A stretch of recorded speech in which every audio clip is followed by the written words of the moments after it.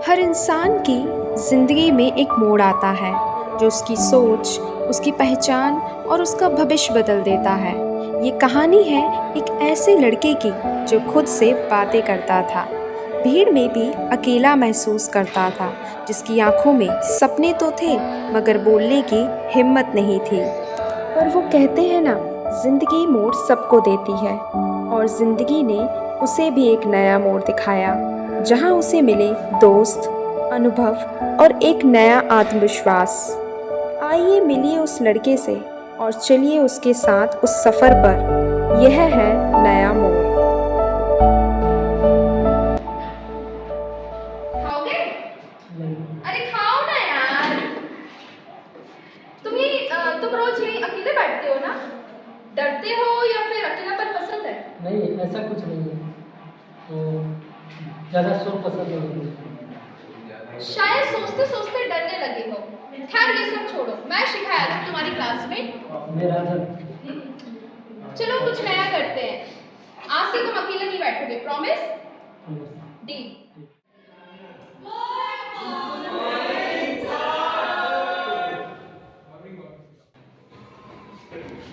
तो बच्चों, आज हम किताबी ज्ञान नहीं पढ़ेंगे, आज हम पढ़ेंगे आत्मविश्वास क्या होता है।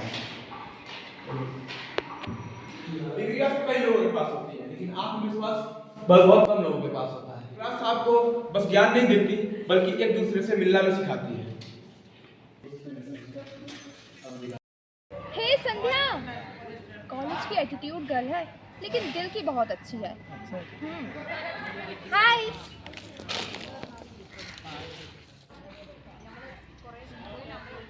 संध्या, ये राजन है। हाय, मैं संध्या। नाम तो सुना ही होगा। नहीं, लेकिन अब जान गया। अरे नाम नहीं सुना तुमने? राजन, संध्या हमारी यूनिवर्सिटी की क्रश है, लेकिन भाव किसी को नहीं देती।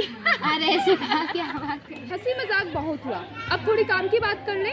हमारे कॉलेज में डिबेट क्लब शुरू होने वाला है, ये देखो। तो बताओ अब कौन कौन ज्वाइन करेगा? मैं तो पार्टिसिपेट कर रही। आई थिंक राजन, तुम्हें भी पार्टिसिपेट करना चाहिए। हाँ हाँ, जरूर करना चाहिए। संध्या सही बोल रही है।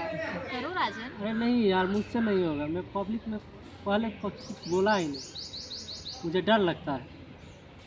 तभी तो करना चाहिए। डर वहीं जीतता है जहाँ हम कोशिश छोड़ देते हैं। क्यों संध्या? सही बात। जाओ अब राजन, तुम्हारी बारी हाँ, है। राजन,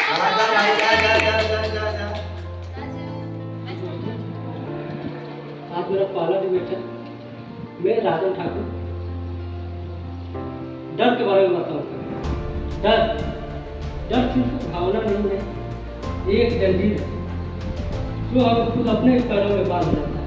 आज मैं इस मंच पर इसलिए नहीं खड़ा किया मैं बहादुर हूं, बल्कि इसलिए खड़ा किया मैं अब डर से थक चुका हूं।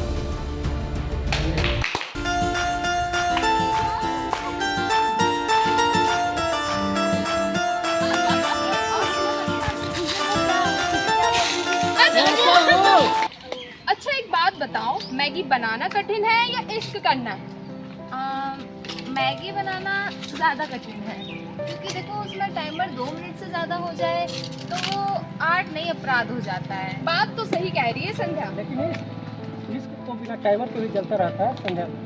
अरे लेकिन मैगी के लिए तो पानी उबालना होता है। इश्क में तो एक दूसरे का खून उबलता है, सीखा।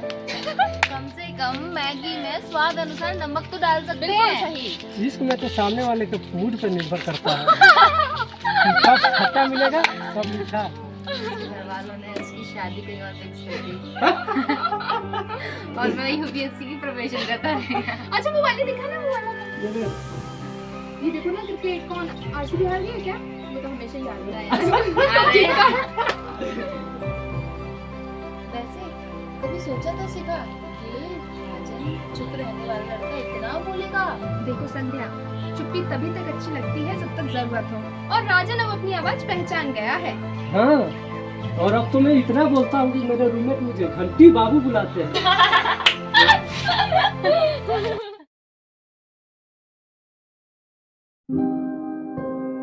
जिंदगी मोड़ जरूर देती है, कभी हल्के से कभी झटके से, लेकिन हर मोड़ पर कोई ना कोई होता है जो तुम्हें खुद से मिलवाता है। शिखा, संध्या, शिक्षक या दोस्त, शायद यह उस एक लड़के की कहानी नहीं, हम सब की है।